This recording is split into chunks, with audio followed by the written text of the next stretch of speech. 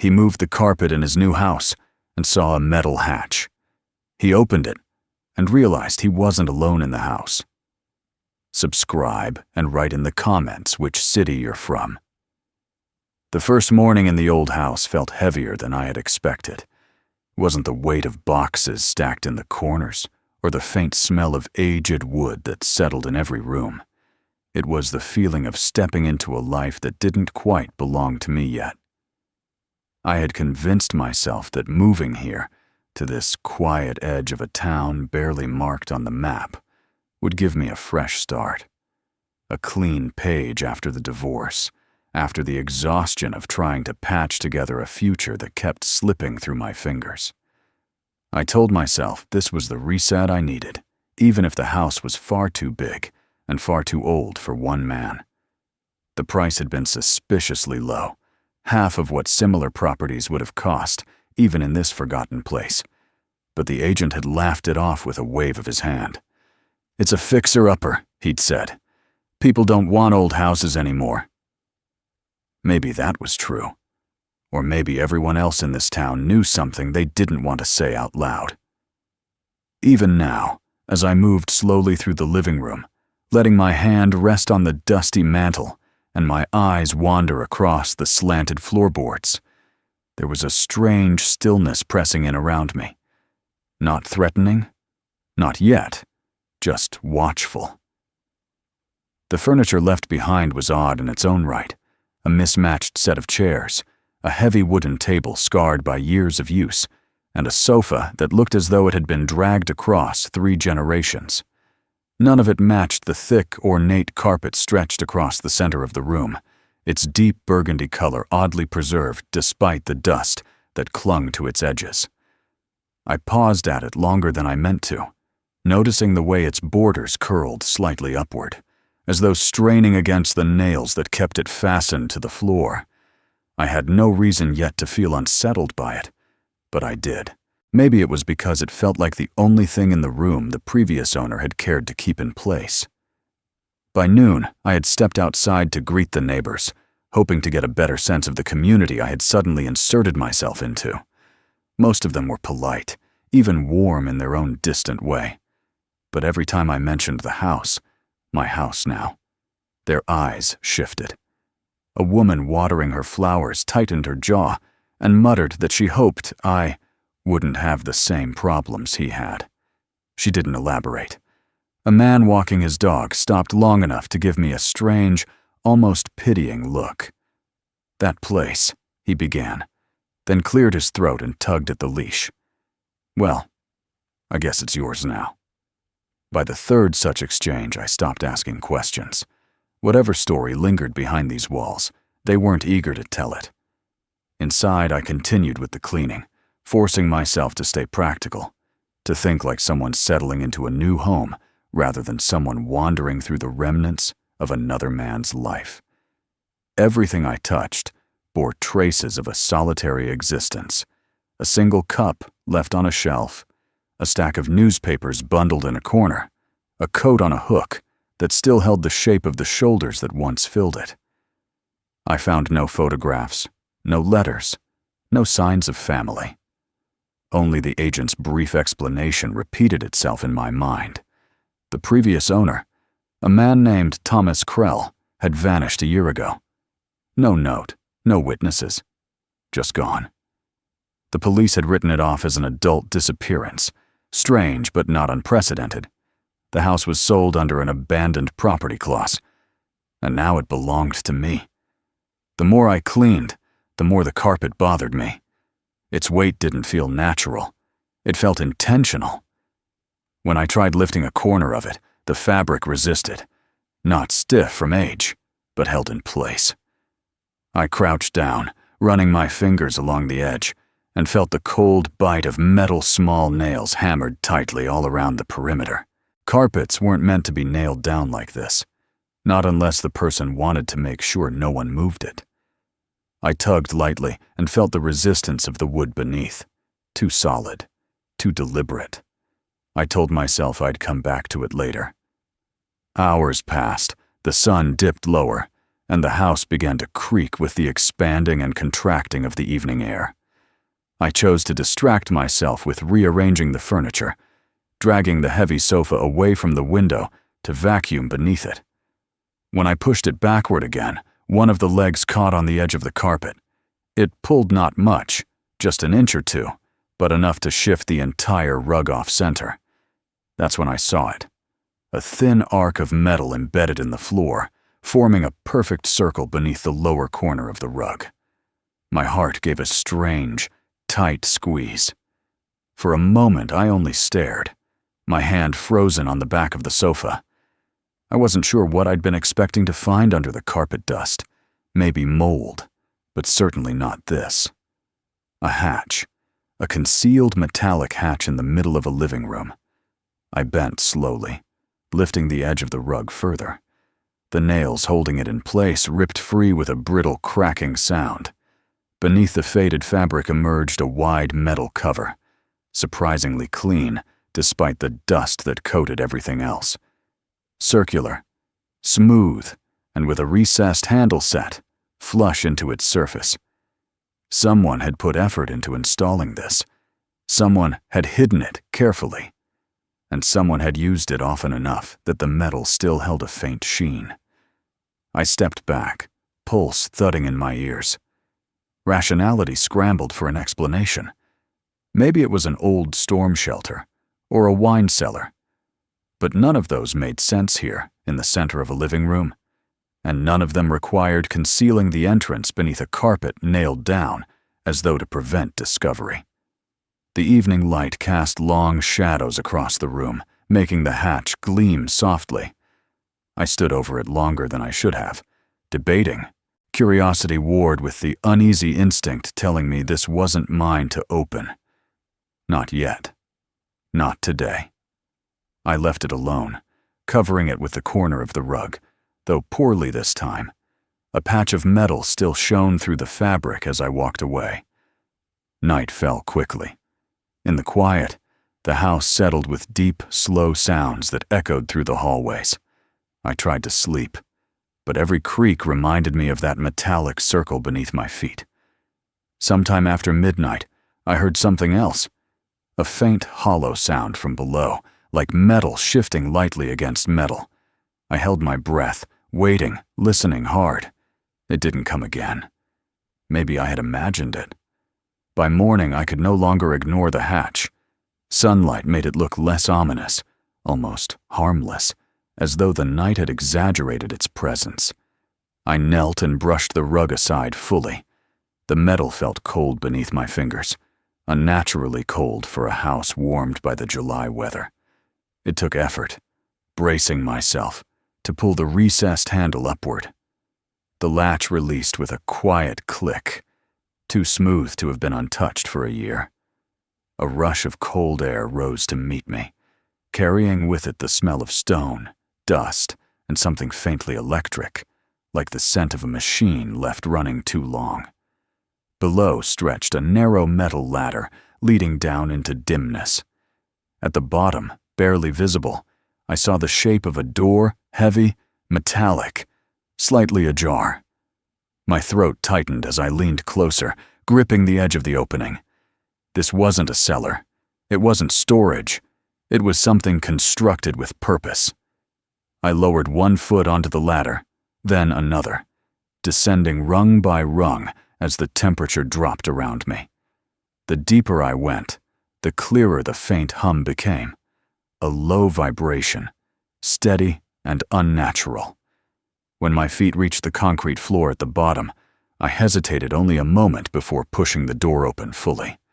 The sight that met me didn't belong beneath an ordinary house. It was a bunker, a fully equipped, meticulously organized bunker, preserved in perfect condition. A generator stood in the corner, humming softly, as though it had been used recently. Shelves lined the walls, stocked with canned food, tools, batteries, water jugs. A small cot lay neatly made. A metal table stood in the center of the room, a mug resting on its surface, with the faint residue of dried tea along its rim. The air was cool and cleaner than I expected, as though filtered. But what unsettled me most wasn't the equipment or the eerie sense of preservation. It was the warmth radiating from the overhead lamps. Not blazing, not hot, just warm enough to suggest they had been turned off only a short time ago. Someone had been here. Recently. My gaze drifted to the table, where a notebook lay open, its pages covered in dense handwriting. I stepped closer, scanning the most recent entry. It was dated only a month earlier. I will return soon. I have one last debt to settle. My breath caught, and for a moment the world seemed to tilt. This was no abandoned bunker. This wasn't the relic of a paranoid man who had vanished without a trace. Someone had been living down here, planning, writing. And whoever they were, they intended to come back. I forced myself to look around more carefully. Maps were pinned to a bulletin board on the far wall, each marked with red circles and notes. Some highlighted intersections in town, others buildings I didn't recognize. Photographs were taped alongside them, faces of people I had never met. One face had a red X drawn over it. Another had the words, "Last seen." 2:47 a.m. scrawled beneath. A prickling sensation crept up my spine. This room wasn't just a shelter. It was an operations center. Someone had been watching this town, watching its people, watching something or someone intently, obsessively. I stepped back, overwhelmed by the silent weight of the bunker. All the unanswered questions pressed in at once. Why had Thomas Krell built this?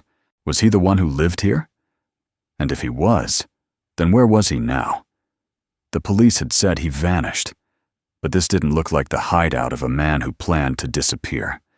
It looked like a place he meant to return to. When I climbed back up into the living room, closing the hatch behind me, the floorboards felt different beneath my feet, as though the house itself was unsettled by my discovery. Sunlight filtered through the windows, warming the dust-filled air, but I couldn't shake the cold lodged in my chest. As I turned away from the hatch, something in the corner of my eye shifted. A shadow through the window. I moved closer, squinting. On the road just beyond my property line, a dark sedan idled for a moment before rolling slowly forward and disappearing around the bend. I didn't recognize it. The timing felt too precise to be coincidence. When I looked back down at the rug, no longer fully covering the hatch, a single footprint marked the dust beside it. Fresh. Too fresh to be mine. Something wasn't right in this house. Something had been waiting here long before I arrived. And now that I had lifted the carpet and opened the hatch, whatever was beneath had begun to stir, tugging me into a story I wasn't sure I wanted to be part of. But it was too late. I had seen the bunker, I had touched the notebook, and somewhere in the silence of this old house, I felt the faint but certain echo of a presence. Someone had been here. Someone would come back. And now, whether I wanted it or not, I was involved. The next morning came slowly, dragging a restless night behind it. I had slept in fragments, slipping in and out of uneasy dreams filled with metal corridors, quiet footsteps, and the sensation of someone standing just at the edge of my vision. When I finally got up, the house felt colder than usual, as if the bunker beneath it had somehow drained the warmth from the rooms above. I stood in the kitchen for a while, staring at the coffee machine, waiting for the familiar comfort of routine to settle my nerves. But everything I did only reminded me of what lay under my floorboards. The hatch, the maps, the photographs, the notebook, the promise of someone's return. I tried to convince myself that the sedan I'd seen the evening before was nothing more than a passing stranger, someone taking a wrong turn or checking directions. But the image wouldn't leave me.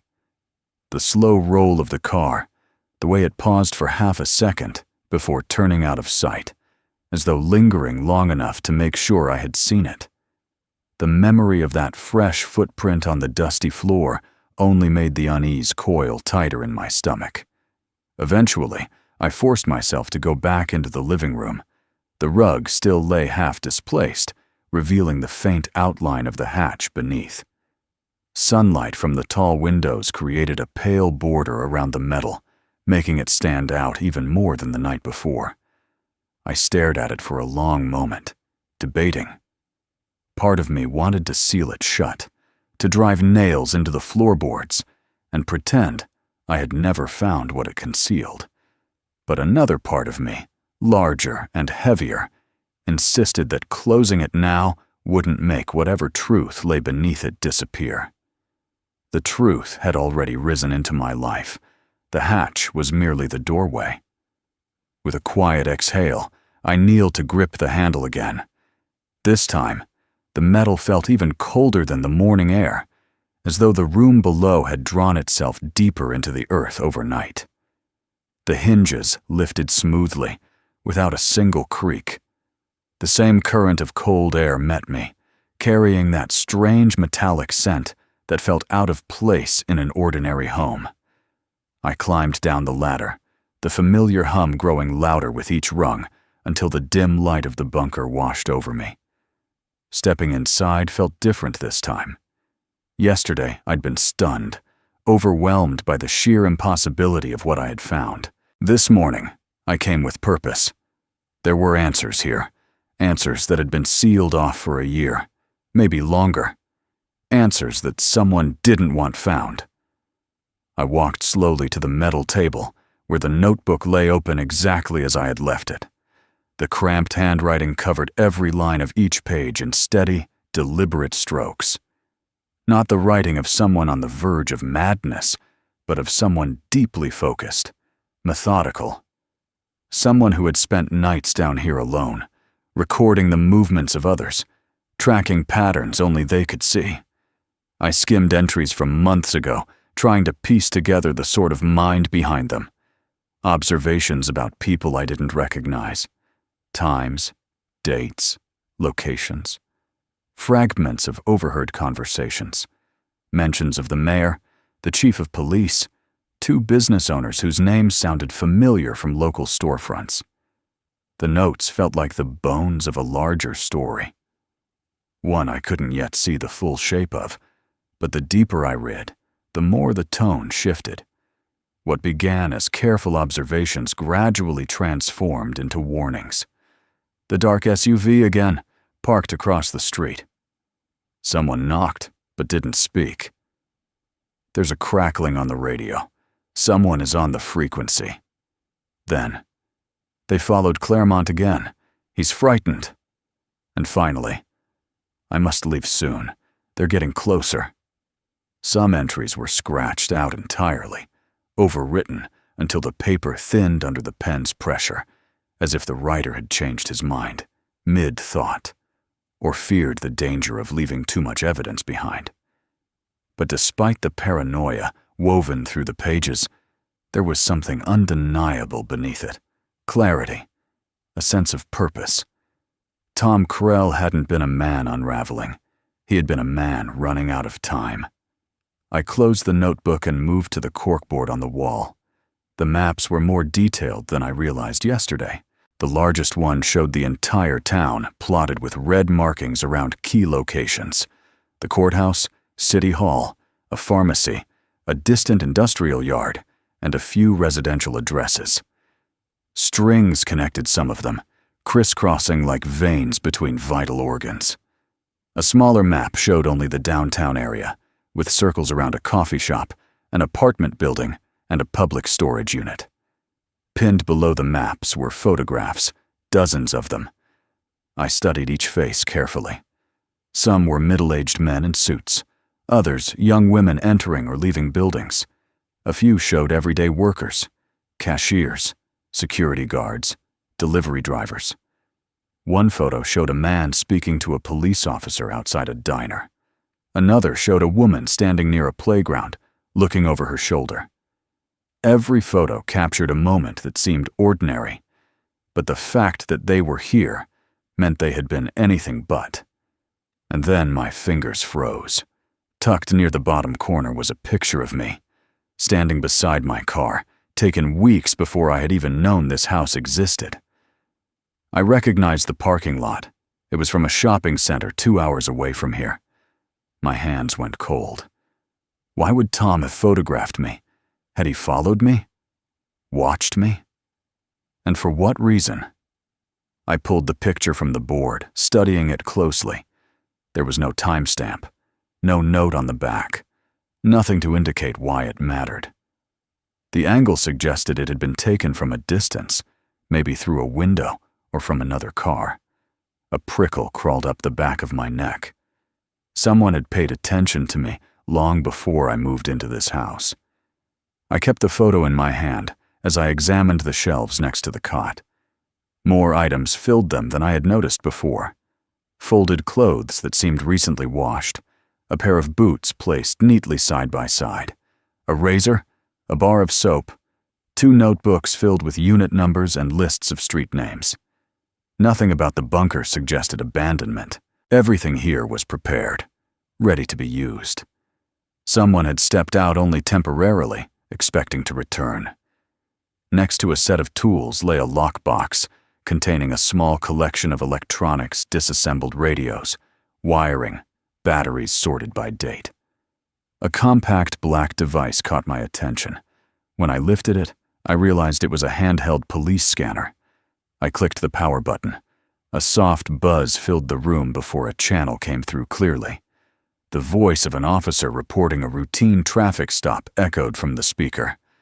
Then another voice responded, one I didn't recognize, low and clipped. It wasn't uncommon for civilians to own police scanners, but this one was calibrated in a way I didn't understand.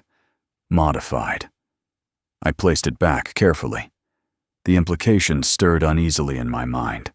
The unease followed me to the next discovery, a drawer filled with paperwork, thick envelopes organized by dates, each containing documents stamped confidential. Newspaper clippings connected political donations to sudden resignations.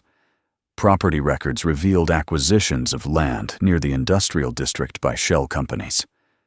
Medical records hinted at someone being pressured into silence, all of it tied back to people whose faces were pinned on the board. Another envelope held letters, written in a trembling hand. "Please stop coming to my house. I told you everything. Don't bring them here." Fear leaked through every sentence.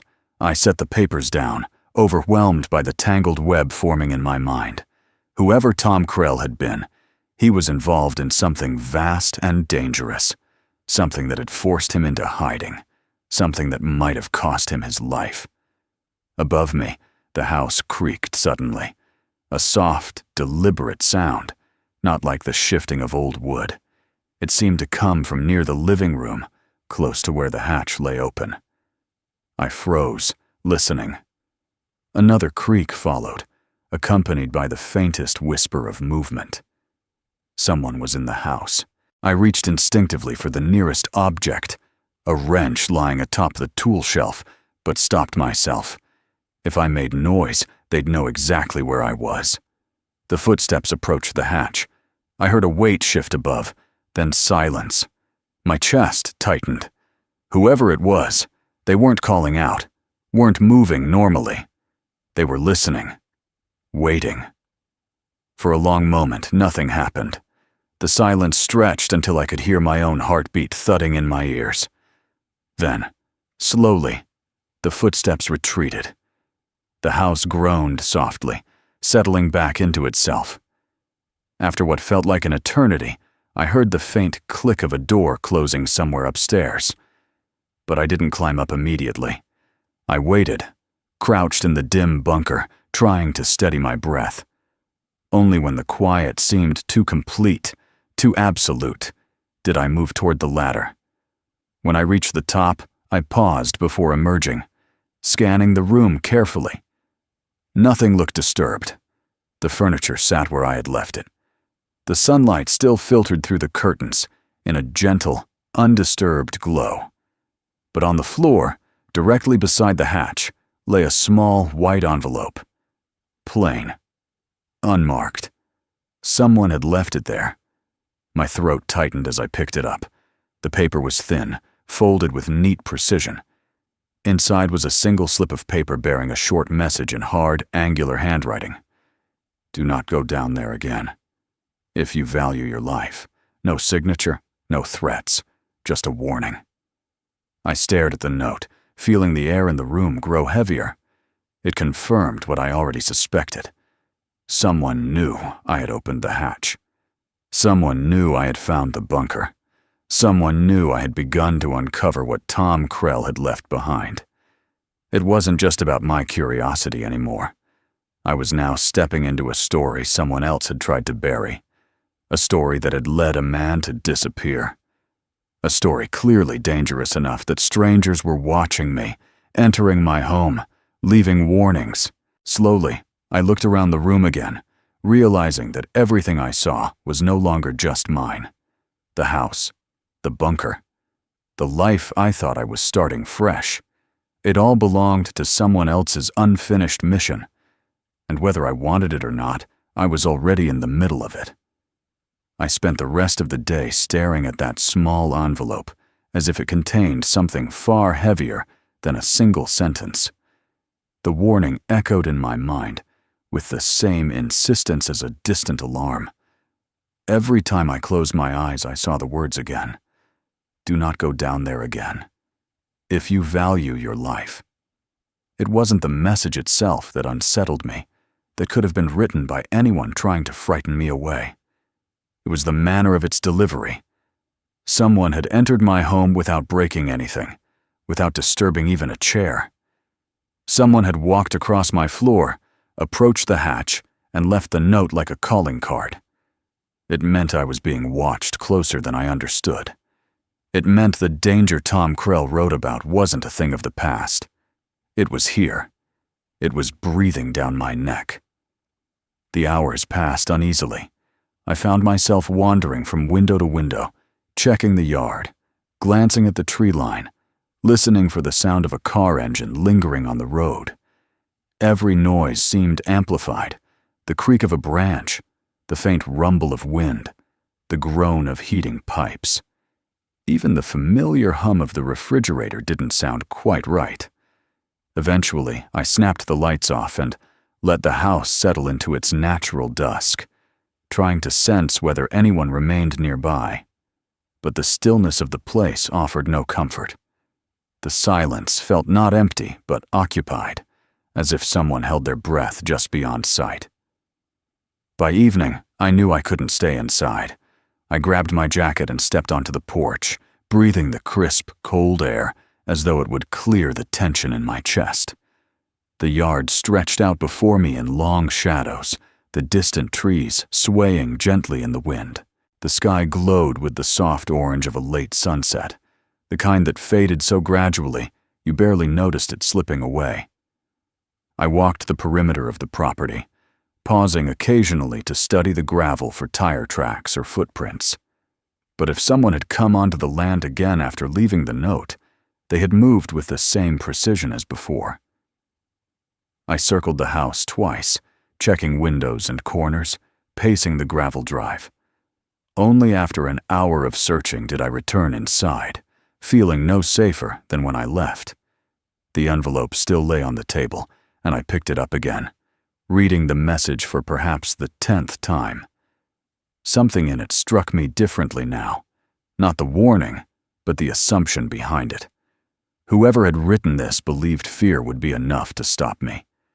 They expected me to retreat, to abandon the bunker, to pretend ignorance. They thought intimidation alone could shut the door on everything Tom Krell had left behind. But they didn't know me. I placed the note back on the table and stared at the hatch.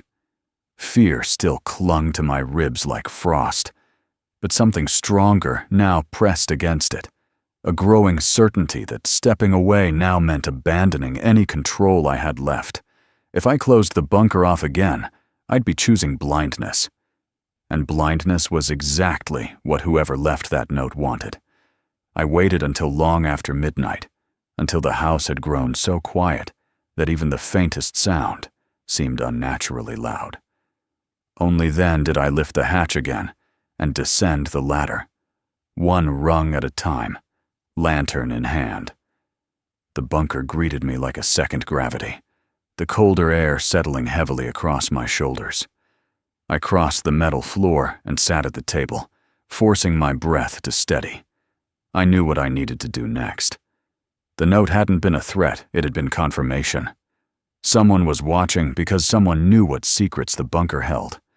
Someone had walked these floors in the months since Tom vanished. Someone had watched me long before I ever inherited this house. And if they wanted me blind, then the only way forward was through the dark. I pulled the notebook toward me and opened it to the very last page, the one Tom had nearly torn through with the weight of his pen. The final entry wasn't finished. It ended mid-sentence, mid-thought, as if he had been interrupted, or forced to run, or had realized something just seconds before he disappeared.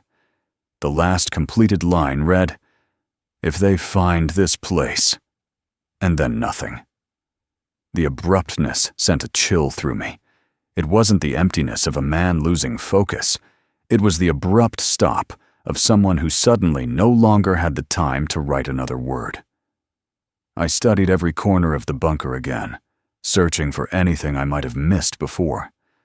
The walls were lined with steel panels, the shelves bolted into place, the light flickering faintly from bulbs that should have burned out long ago. I approached the far wall, the one I hadn't paid much attention to before.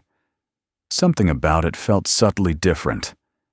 I pressed my palm against the metal and felt a faint vibration, not from the generator, but something else. Something rhythmic, something mechanical. I moved my ear closer and listened. A soft hum, a whirring beneath the surface, movement, as if gears were slowly turning behind the walls, machines running, machines hidden, machines that shouldn't have been running in a bunker abandoned a year ago. I ducked down and noticed faint scratches near the bottom of the panel, almost imperceptible, unless you knelt to look for them. 4 thin marks, parallel, as though someone had dragged a metal object across the floor while opening something. My pulse quickened. I pushed gently against the panel. It didn't budge. I tried the edges, the bottom, the top, searching for any latch. Then I noticed the faintest distortion around a small circular indentation near the floor. When I pressed my thumb against it, the metal clicked softly. A section of the panel slid open. Behind it lay a narrow passageway, narrower even than the corridor leading to the bunker itself. Cables snaked along the walls, feeding into small machines that pulsed with faint light. In the tight space, the hum grew louder, more insistent. It felt like stepping into the artery of something living. And deeper inside stood a second door, much sturdier than the first, its surface smooth and dark, with no visible handle. But someone had left it unlocked, or perhaps it had been waiting to be found. I pushed it open. The room beyond was small, no larger than a walk-in closet, but it held something that made my breath catch. A single metal locker stood against the back wall, and on it hung a jacket. Not folded, not stored. Hung, as if someone intended to return for it. A mug sat on a small shelf nearby, coffee stains dried along its rim. A half-empty bottle of water rested next to it. None of that was the part that made the room tilt under me. The jacket was new. Not a year old. Not months. Days. I reached out and touched it. The fabric was warm. Someone had been here recently. Very recently. Maybe even this morning. And then I saw the photograph pinned above the locker. My heartbeat froze in place. It was a picture of me taken through the window of the bunker. Taken from inside this room. Taken while I was sitting at the table yesterday. My breath vanished. My legs felt unsteady. Someone had been just feet away from me while I read through Tom's journals. Someone had stood behind this hidden door, watching me through a slit in the metal panel. Someone who had keys to this place. Someone who considered this bunker theirs. I staggered backward, gripping the wall. When I re-entered the main room, something else caught my eye. A new object on the table. A fresh one. Not dusty like the others. A cell phone. Small, black, modern. It vibrated once, startling me so badly I nearly dropped the lantern. The screen lit up. One new message. With trembling fingers, I unlocked the phone. It required no code, and opened the message. Stop reading. That was all.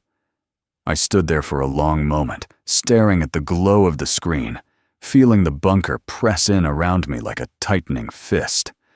Someone had been inside this room less than an hour ago. Someone who knew exactly what I was doing, what I had discovered, and how far I had gone. Someone who wasn't threatening me from afar, but from incredibly, impossibly close. I placed the phone back on the table and stepped toward the ladder. I moved slowly, listening for any sound above the creak of a board, the shift of weight, the whisper of breath. But the house remained silent. Whether that silence meant safety or danger, I couldn't know. When I climbed back into the living room, I closed the hatch quietly and lowered the rug over it, my breath hitching at every movement. My entire body felt foreign, as if I were someone else wearing my skin. I looked around the room. Every corner felt wrong. Every shadow felt occupied. Every window felt like a pair of eyes. The truth was now impossible to ignore. There was no abandoned bunker. There was no dormant conspiracy. There was no mystery sealed away in the past. Everything was active, present, alive. And whoever used that bunker, they weren't gone. They weren't hiding in fear. They were watching me, at every moment. Even now. I sank into the nearest chair, trembling, gripping the arms until my knuckles went white. I had opened a door into someone else's secret life, someone who didn't want their footsteps followed. Someone who left warnings not out of courtesy but out of confidence, because they knew I couldn't escape what I had already stepped into. I wanted to run. I wanted to pack a bag and leave the house behind, to speed down the road and never look back. But even as the thought crossed my mind, I realized the truth. Running wouldn't save me. Whatever I had uncovered didn't live in these walls. It lived in the lives of people who were already watching me. People who knew my car, my face, my habits, every detail of my last week. I couldn't hide from them. And worse, I couldn't hide from the fact that I was no longer a spectator. I was now part of the story Tom Krell died trying to finish. I rose slowly, the weight of the entire house pressing on my shoulders, and crossed to the window. Far down the road, barely visible between the trees, a silhouette of a car sat idling, its lights off, watching. The same car, the same presence, the same message. I knew then that there was no turning back. Everything I did from this moment forward would determine whether I vanished like Tom Krell or whether I uncovered the truth that someone was willing to kill to protect. And as the night thickened around the house, I whispered the only words that made sense. I'm not done yet. The bunker was no longer a secret. It was a battlefield. Don't forget to subscribe so you never miss the next story. Click on one of the videos on your screen to keep watching. There are even more unbelievable twists waiting for you. And share this video with your friends. They won't believe it until they see it themselves.